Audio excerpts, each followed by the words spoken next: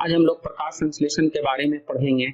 प्रकाश संश्लेषण वह प्रक्रिया होती है जिसके माध्यम से हरे पौधे सूर्य के प्रकाश की उपस्थिति में अपना भोजन स्वयं बनाते हैं। क्लियर?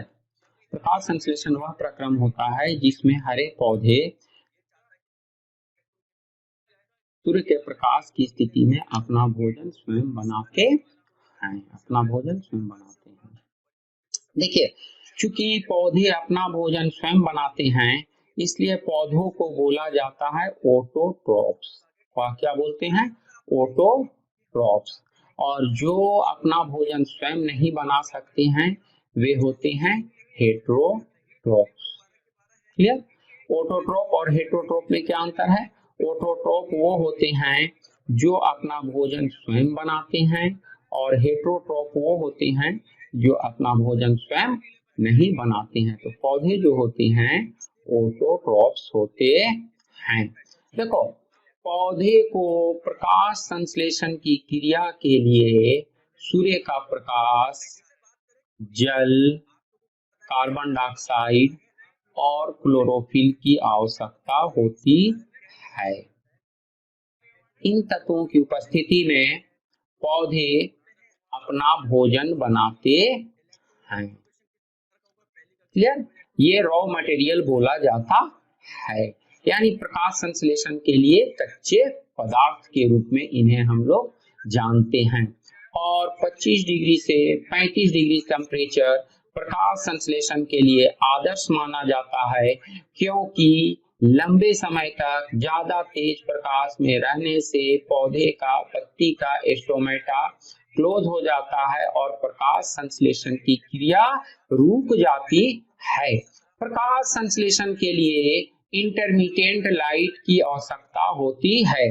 अर्थात इंटरमिटेंट लाइट का मतलब है कि अंधकार के बाद प्रकाश और प्रकाश के बाद अंधकार। अंडरस्टैंड? ना तो बहुत लंबे समय तक अंधकार में रहना है, ना ही लंबे समय तक प्रकाश में रहता है। इसीलिए प्रकाश संश्लेषण की क्रिया दो प्रकार की होती है, एक लाइट रिएक्शन, दूसरा डार्क रिएक्शन। लाइट रिएक्शन कहाँ होती है? सुबह में होती है सूर्य के प्रकाश में। और डार्क रिएक्शन कब होता है? रात में। तो ध्यान रखिएगा, प्रकाश संश्लेषण की क्रिया रात और दिन दोनों में होती है, परंतु पौधे अपना भोजन मुख्यतः लाइट रिएक्शन में ही बना पाते हैं। डार्क रिएक्शन में इतना भोजन नहीं बना पाते हैं जिससे कि वह अपने जीवन की क्रियाओं का संचालन कर सकें। याद रखिएगा ना, इसको याद रखिएगा। तो हम लोग देख रहे हैं अभी स्क्रीन पे, जैसा कि स्क्रीन पे हम लोग देख रहे हैं सनलाइट चाहिए, कार्बन डाइऑक्साइड है, वाटर है, ये सारी चीजें इसके लिए आवश्यक है, प्रकाश संश्लेषण के लिए आवश्यक होती है। क्लियर? प्रकाश संश्लेषण के लिए हम लोग कौन कौन चीज देखे आवश्यक? तो प्रकाश संश्लेषण के लिए देखें हम लोग, ध्यान रखिएगा, कार्बन डाइऑक्साइड का देखें, सी का देखें हम लोग, CO2, कार्बन डाइऑक्साइड देखे, H2O देखे, जल देखे, H2O जल देखे। फिर हम लोग का देखे, सनलाइट देखे, सनलाइट देखे, सूर्य का प्रकाश देखे। फिर का देखे, क्लोरोफिल देखे। शॉर्ट में क्लोरोफिल को CH लिखते हैं। देखिए, इन सबों में कार्बन डाइऑक्साइड, जल, सनलाइट और क्लोरोफिल, इन सबों में महत्वपूर्ण आता है क्लोरोफिल, क्योंकि क्लोरोफिल ही सूरज के प्रकाश को क्या करता है? ट्रैप करता है, पकड़ता है, फांसता है। अंडरस्टैंड? इसको ध्यान रखिएगा। क्लोरोफिल क्या होता है कि सूरज के प्रकाश को पकड़ता है ना, ये सूरज के प्रकाश को पकड़ता है। तो यहाँ पे हम लोग देखेंगे type of chlorophyll. Type of chlorophyll यहाँ पे हम लोग क्या देखेंगे? टाइप हम लोग यहाँ पे लिखेंगे और देखेंगे। ये बड़ी महत्वपूर्ण है, यहाँ से क्वेश्चन हमेशा रहता है। Type of chlorophyll. Clear? Type of chlorophyll पहला लिखेंगे, देखिए शॉर्ट फॉर्म लिख रहे हैं, chlorophyll A, chlorophyll B, कैरोटेन, कैरोटेन्स, bacterio chlorophyll A, B, chlorophyll A, bacterio chlorophyll B और बैक्टीरियोवेरेडिन। बैक्टीरियोवेरेडिन देखिए यहाँ पे हम लोग का देखें टाइप ऑफ क्लोरोफिल।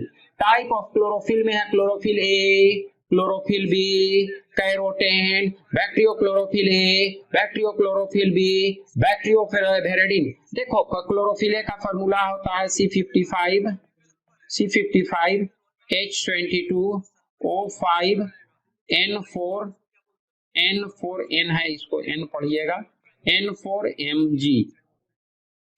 फिर क्लोरोफिल बी का फॉर्मूला है C55 H70 O6 N4Mg और इसका फॉर्मूला है C40 H56। देखिए हम लोग देखें प्रकाश संश्लेषण की क्रिया के लिए, प्रकाश संश्लेषण की क्रिया के लिए क्लोरोफिल एक आवश्यक घटक होता है। क्लोरोफिल ही सूरज के प्रकाश को ट्रैप यानी पकड़ता है। क्लोरोफिल कई प्रकार के होते हैं, chlorophyll A, chlorophyll B, कैरोटेन, bacterio chlorophyll A, bacterio है, ध्यान रखोगे स्क्रीन पे थोड़ा सा नहीं जा रहा है, bacterio chlorophyll A, bacterio chlorophyll B, बैक्टीरियोवेरेडिन। देखिए इन सभी टाइप ऑफ क्लोरोफिल में सबसे महत्वपूर्ण जो क्लोरोफिल है वो है क्लोरोफिल ए, याद रखोगे। इसमें सबसे महत्वपूर्ण कौन है? Chlorophyll A. इसमें सबसे महत्वपूर्ण कौन है? Chlorophyll A. क्लोरोफिल ए को नोट करो, क्लोरोफिल ए को यूनिवर्सल फोटो सिंथेटिक पिगमेंट कहा जाता है। क्लोरोफिल ए को क्या बोलते हैं? यूनिवर्सल फोटो सिंथेटिक पिगमेंट यानी सार्वभौम रंजक। क्लोरोफिल ए के बिना प्रकाश संश्लेषण की क्रिया संभव नहीं होती है। याद रहेगा ना, क्लोरोफिल ए को यूनिवर्सल फोटोसिंथेटिक पिगमेंट कहा जाता है। क्लोरोफिल ए के बिना प्रकाश संश्लेषण की क्रिया संभव नहीं होती है। अब फार्मूला देखो, क्लोरोफिल ए का फार्मूला है C55 H72 O5 N4 Mg। Chlorophyll B का फार्मूला है C55 H70 O6 N4 Mg। कैरोटेन का फार्मूला है C40 H56। बाकी के फार्मूले ना उपलब्ध है। अब यहाँ पर ध्यान दे रहे हो एक चीज कि हरेक क्लोरोफिल में एक महत्वपूर्ण घटक Mg जुड़ा हुआ है। ध्यान रखो, यहाँ पर Mg देख रहे हो ना, ये महत्वपूर्ण है Mg, तो याद रखना मैग्नीशियम। तो क्लोरोफिल ए के बिना प्रकाश संश्लेषण की क्रिया संभव नहीं होती है, इसीलिए क्लोरोफिल ए को हम लोग बोलते हैं यूनिवर्सल फोटोसिंथेटिक पिगमेंट अर्थात सार्वभौम रंजक। और ध्यान देखो, ध्यान देना, बैक्टीरिया में चूंकि अनुपस्थित रहता है इसीलिए ये अपना भोजन बनाने में भी सफल नहीं होते हैं। Coming on to the next, हम लोग देखे थे कि प्रकाश संश्लेषण की क्रिया के लिए आदर्श तापक्रम कितना है? 25 डिग्री सेंटीग्रेड से 35 डिग्री सेंटीग्रेड। इसको भी ध्यान रखना ना, 25 डिग्री से 35 डिग्री सेंटीग्रेड, 25 डिग्री से 35 डिग्री सेंटीग्रेड। देखिए अभी आपके स्क्रीन पे जो जा रहा है वो इसका फॉर्मूला है। किसका फॉर्मूला है? प्रकाश संश्लेषण का फॉर्मूला है। 6CO2 + 6H2O = C6H12O6 + 6O2। देखो वहां पे नोट कर लेना, प्रकाश संश्लेषण का अंतिम उत्पाद ग्लूकोज होता है। नोट कीजिएगा, the end product of the photosynthesis is glucose. मैं लिख भी दे रहा हूं, यहाँ पे देखोगे ध्यान से देखना बच्चे, यही सब क्वेश्चन पूछता है।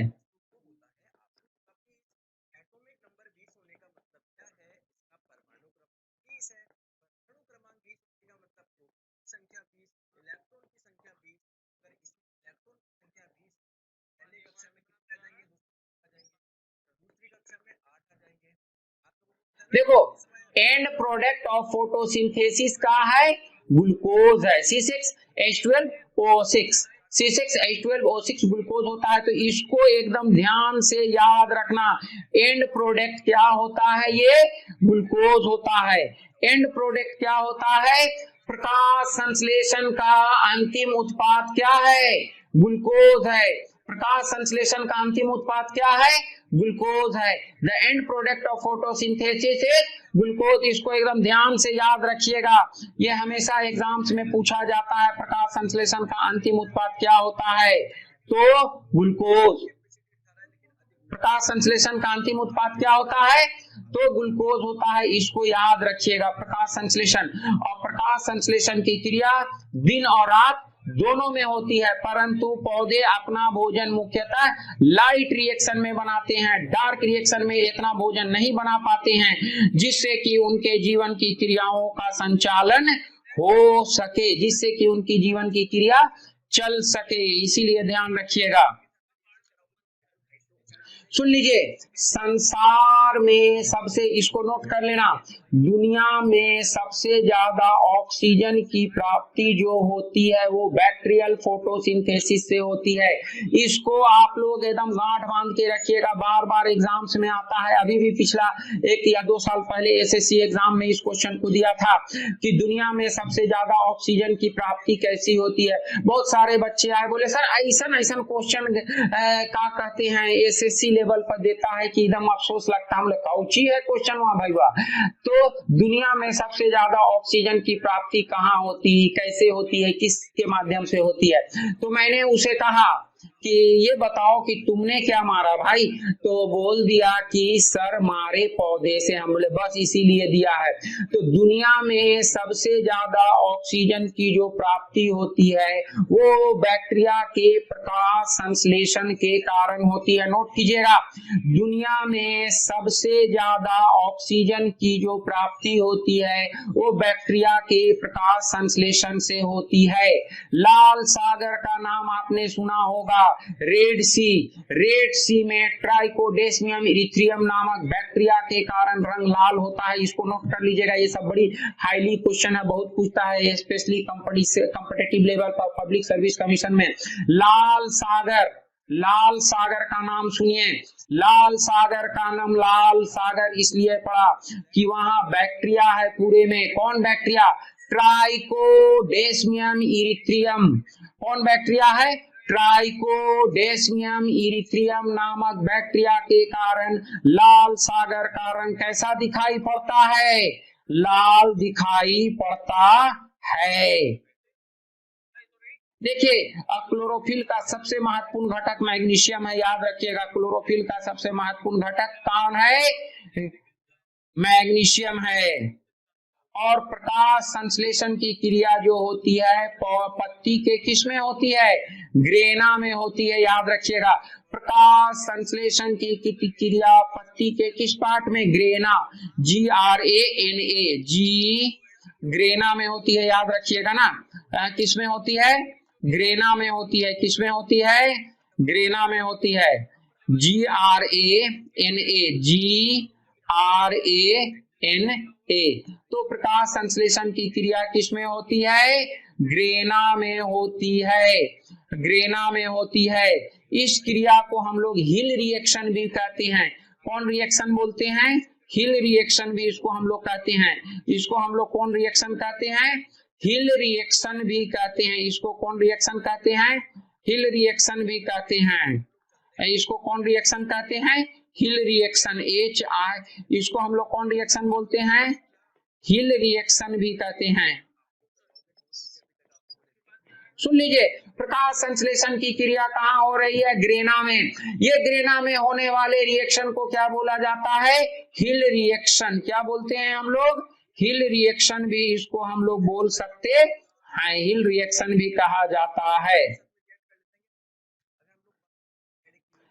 नेक्स्ट ध्यान रखिएगा, प्रकाश संश्लेषण की क्रिया में ऑक्सीजन की प्राप्ति जल के अणुओं के टूटने से होती है। नोट करके इसको लिखिएगा, in photosynthesis oxygen is evolved, in photosynthesis oxygen is evolved by the breakdown of water molecule. किस मॉलिक्यूल के ब्रेकडाउन से?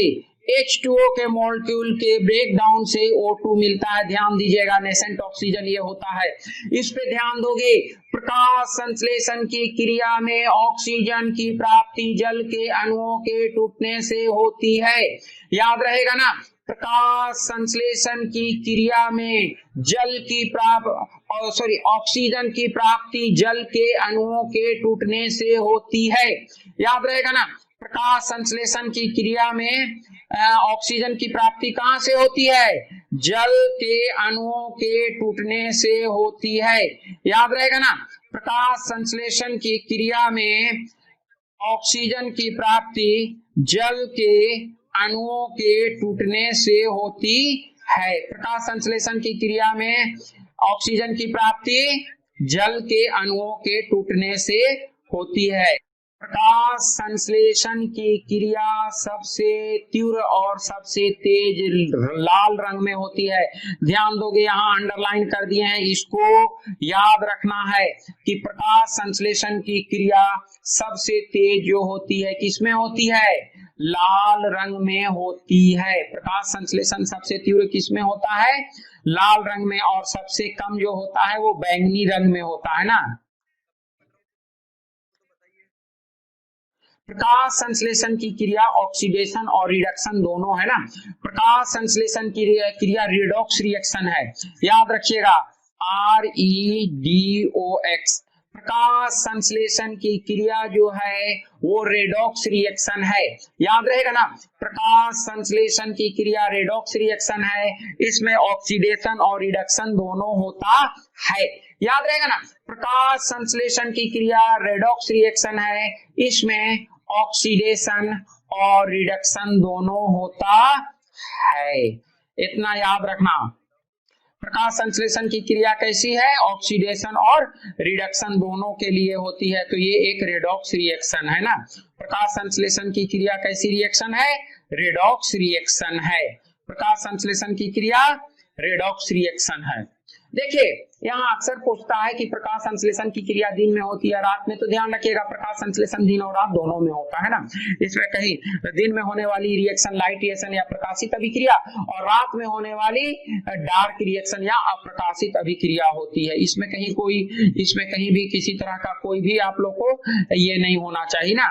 इसमें कभी भी किसी भी प्रकार का कोई भी इसमें आप लोग को शक नहीं होना चाहिए। अब हम लोग चलते हैं कुछ क्वेश्चन सेशंस की ओर, ठीक है ना।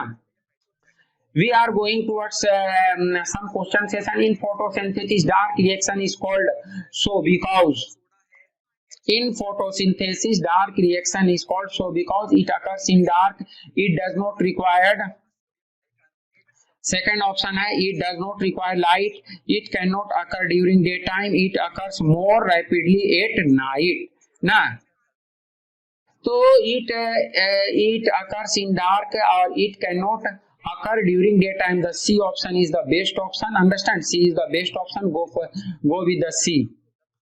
Rate of photosynthesis does not depend upon quality of light. Upon quality of light, intensity of light, duration of light, temperature, quality of light पर ध्यान दीजिएगा ना। Upon quality of light. Next question we are going to discuss is, for photosynthesis, green plants require chlorophyll only, light, carbon dioxide and water, all the above. So the third option is D. The third option is D. All the above. These all the above. For the process of photosynthesis, chlorophyll, light, carbon dioxide and water, all these things are required. And in the absence of anything, the process of photosynthesis does not occur. तो याद रखिएगा, प्रकाश संश्लेषण के लिए chlorophyll भी जरूरी है, light भी जरूरी है, वाटर भी जरूरी है, कार्बन डाइऑक्साइड भी जरूरी है। यहाँ पे धोखा मत खाइएगा। Next question is fourth, photosynthesis is a process. अभी तुरंत हम लोग देखे कि फोटोसिंथेसिस इज ए प्रोसेस। देखिए, जिसमें जहां कुछ बनता है, अभी तुरंत देखे फोटोसिंथेसिस रिडॉक्स रिएक्शन होता है, क्लियर, ऑक्सीडेशन रिडक्शन दोनों। पर इसमें क्या होता है, पौधे के लिए भोजन बनता है। कैटाबोलिज्म कम होता है, एनाबोलिज्म ज्यादा होता है, तो इसको हम लोग बेहतर ऑप्शन मारेंगे एनाबोलिज्म ना। The best is anabolism, the best is anabolism. तो याद रखिएगा photosynthesis is a process that processes anabolism. ये बड़ी अच्छा क्वेश्चन है, यूपीएससी लेवल का क्वेश्चन है, इसको ध्यान रखना। Name the pigment which is responsible for absorption of light in plants. उस पिगमेंट का नाम बताइए जो, उस पिगमेंट का नाम बताइए जो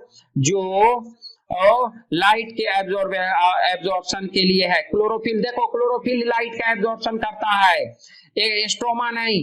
जाइलम और फ्लोएम, देखो ये दो चीज है। जाइलम, पौधे में दो प्रकार के उत्तक पाए जाते हैं, जाइलम और फ्लोएम। यहाँ देखो जाइलम जो है जल का अवशोषण करता है, जाइलम किसका, जल का, और फ्लोएम किसका करता है, जाइलम जल का, फ्लोएम फूड मटेरियल। ध्यान रखोगे जाइलम और phloem is a type of tissue present in the plant.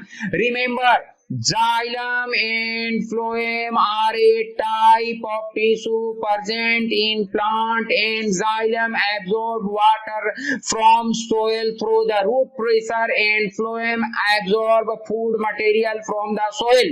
Always remember these words.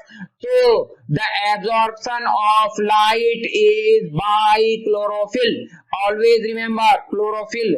कौन यूज करता है, क्लोरोफिल।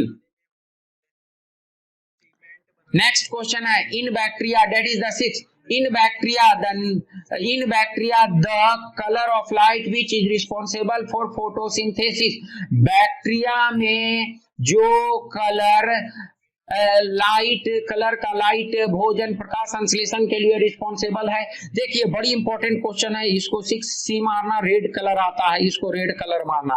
नेक्स्ट क्वेश्चन हम लोग आ रहे हैं, बड़ी इंपॉर्टेंट क्वेश्चन है, इसको एक बार हम पीछे जाके आपको बता दे रहे हैं। This is a very important question, always remember this is a very important question, always remember this is a very important question. Next question we are going to discuss is quantasome are found in, quantasomes are found in, that is the 7th question. Quantasomes are found in thylakoid membrane of chloroplast. इसको ध्यान रखना, थाइलोक्लेड membrane of chloroplast में पाया जाता है। Quantasome कहां पाया जाता है, थाइलोक्लेड मेंबर में। Name the metal present in chlorophyll A and B. कौन सा मेटल क्लोरोफिल ए और बी में प्रेजेंट है, तो ऑलरेडी हम लोग देखे क्लोरोफिल ए का फार्मूला C55H22O5N4Mg, फिर देखे C55H20O6N4Mg। तो दोनों में जो मेटल एक ही मेटल जा रहा है, दैट इज Mg, तो मैग्नीशियम। अभी तुरंत हम लोग फार्मूला में देखे, name the metal present in chlorophyll A and B, that is Mg। वहां फार्मूला में भी हम लोग देखे कैरोटीन में C40H56, बाकी क्लोरोफिल में नहीं। तो क्लोरोफिल ए में भी वही है और बी में भी वही है। तो यहाँ पे क्या हो जाएगा, मैग्नीशियम, आयरन नहीं, कॉपर नहीं, मैग्नीज नहीं, ठीक है, Mg। Next question, name the structural unit of photosynthesis. Photosynthesis की स्ट्रक्चरल यूनिट का नाम बताइए, थाइलोक्लेड। नेक्स्ट आ जाइए, the last one, which of the following statements are true regarding photosynthesis. प्रकाश संश्लेषण के बारे में कौन से कथन सही है, प्रकाश संश्लेषण के बारे में कौन सा कथन सही है। Photosynthesis are arrangement of chlorophyll and other pigments packed into thylakoid. B, many prokaryotes have only one photosystem. C, both A and B are correct. D, only A is correct. देखिए यहाँ पे ध्यान रखिएगा, which of the following statement are true regarding photosystems. Photosynthesis are arrangement of photosystems are arrangement of chlorophyll and other pigments packed into the thylakoid, ये सही है। many prokaryotes have one photosystem, ये भी सही है। both A and B are correct, तो C option मारिएगा। that is both A and B are correct, तो इस पर ध्यान रखिएगा, ठीक है ना। तो thus we have completed this section. We are going to the next section. Understand? We are going to the next section.